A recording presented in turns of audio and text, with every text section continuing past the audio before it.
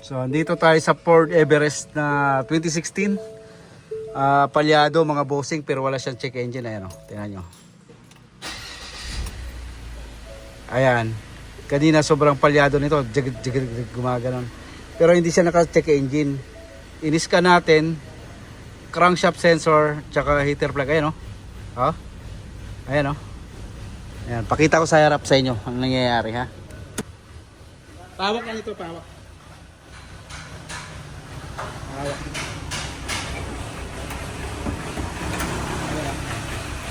Ayan mga boss eh. Ayan o. Yan. Yan ang nangyayari sa Ford Everest na to. Base sa fault code, nung pag-scan natin, crankshaft sensor ang nagiging problem, yung may problema. So subukan muna natin palitan ng crankshaft sensor, tapos gusto ng may-ari ipasabay na rin i-cleaning yung EGR at saka yung turbo. Titingnan natin kung mapapatining natin yung andar na ito pagka pinalitan natin ng crankshaft sensor. Ayan. Ayan o. Sobrang palyado. Tapos hindi mo na siya may rev. Ayan o. Ayan o. Nakalimp mode na siya. So wala siyang check engine mga boss. Patayin natin. Ayan o. Kahit palyado siya, hindi siya naka-check engine. So ang lumilitaw lang talaga sa kanya ay crankshaft sensor at saka yung heater plug. So ang main concern dito, sabi ko yung crankshaft sensor. Ayan. Ayan o. Kapag pinapahinga, ganyan siya. Yun. Try natin mga boss. Kung mapapatino natin, orderan muna natin ng crankshaft sensor to. Palitan natin.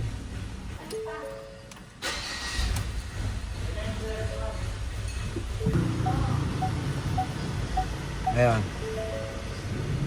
Maya-maya tumining na siya. Ayan, tumining na siya. Inatras natin ng konti. I-rev natin. Ayan, wala pa rin. Ang mileage nitong ating gagawin ay 90,636 yung ating Ford Everest na 2016. Kung makukuha natin ang problem nito sa crankshaft sensor at saka sa paglinis ng EGR intake manifold saka sa turbo. Alin yan? Flower? Oo. Yan, turbo cleaning. Pinatalas na rin yung EGR. Ang intake manifold. You know? Sobrang carbon na. Yan sir, oh. Yung Ford Everest mo. Shout out kay sir. Nasa Japan. Yung may-ari na ito. Ford Everest natin. Ito yung susolve natin ang problema. Palyado. Yung na-scan natin crankshaft sensor, tapos isasabay na rin natin yung heater plug kasi may mga code siya sa scanning natin. Talaga yung tanggal mo muna lahat ng tumulo ng intake para magkaroon ka ng access dun sa EGR para magalaw-galaw mo yung intake. Okay. Yan yung intake ng Everest. Yan, din yung kadumi, 90,000. Ito, 90,000 pa lang to? 90,000. Inaano ata sa mga rough road eh. Inadaan mga bundok. Tapos ito, Jay, tanggalin itong sensor na to ha. Nilinisan din yan. Uhugutin mo yan dyan. Okay. Yung mga kuha mo dyan. May trade pala to? Ha?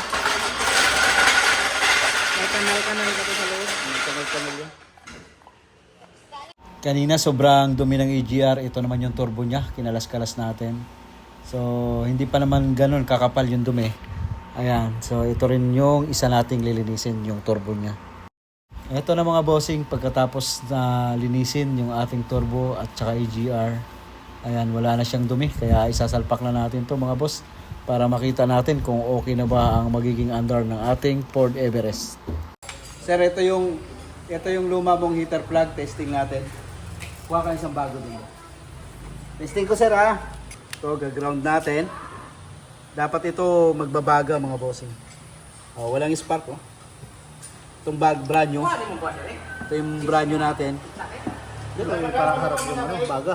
Ayan oh, dito. Ayan oh, ang gumagana ng heater plug, halata mo ayan oh. May spark ayan oh. Oh, di ba? Ayan. Okay. So, yun sir.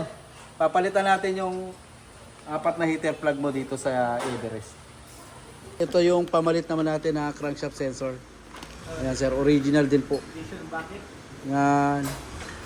Tapos original din na thermostat housing. Dito naglilik yun sa'yo sir oh. Dito. Yan. Kaya papalitan natin ang buo. Ayun mga boss, natapos na yung turbo cleaning natin, EGR cleaning. Ayan, nag-i-scan tayo mga boss. I-erase natin yung code dati na crankshaft sensors. So, start muna natin mga bossing. Yun. Kung dati, mapalag siya mga bossing. Oh, ganda na ng high rev niya. Ngayon, scan natin mga boss. I-delete natin yung code niya dati na crankshaft sensor tsaka glow plug. Yan, scan lang natin. Scan. Ganda ng under mga bossing. System scan. Tapusin lang natin, napakarami. Okay. Scan natin PCM.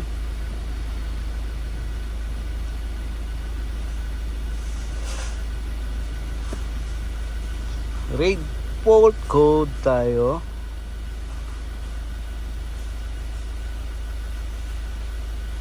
Yan yung mga code niya dati mga boss oh. Yan. Yung lost communication na generator, yung socket ng alternator hindi nasaksak. Ay mga boss, wala na yung crankshaft sensor. Ang natira na sa kanya glow plug, so i-erase natin yan.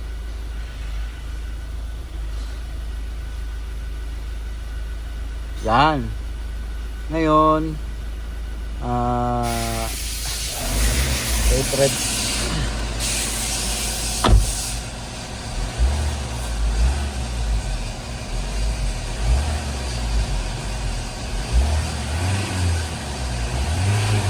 Tapos patay natin ulit.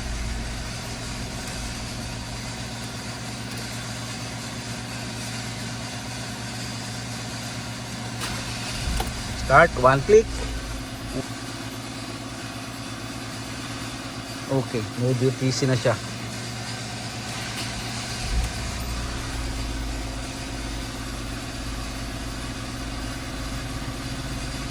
Yun, wala na siyang code mga boss. Ayos. So wala na yung glue plug, wala na yung crankshaft sensor. Tapos papakita ko sa inyo yung andar. Dito tayo sa labas. Maingay lang yung compressor namin. Nandito na tayo mga boss. Yan, maandar na siya. Wala nang palag. Wala na yung sobrang vibration.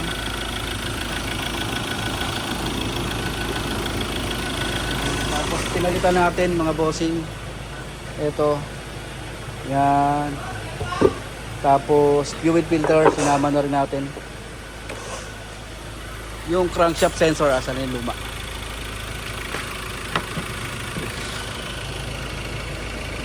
Asan yung lumang crankshaft sensor? Si yun? Asan yung lumang crankshaft sensor yon?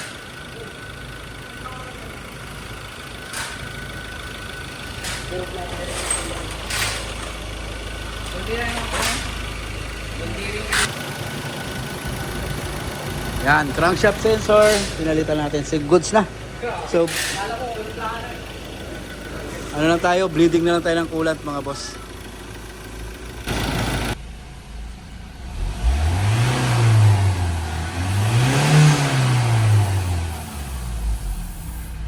Rev lang natin mga boss para lumaki daw yung labor. Ayan, i-rev natin ulit. Yan, okay na yung Ford Everest natin mga boss. Ang nangyari lang talaga, may problema yung crankshaft sensor kaya aliado talaga siya. No? Pinasabay lang yung turbo at saka EGR cleaning kaya nilinis na rin natin. Yan si boss oh. Sukay ko yan. laging makina sira niyan pag igdadala rito.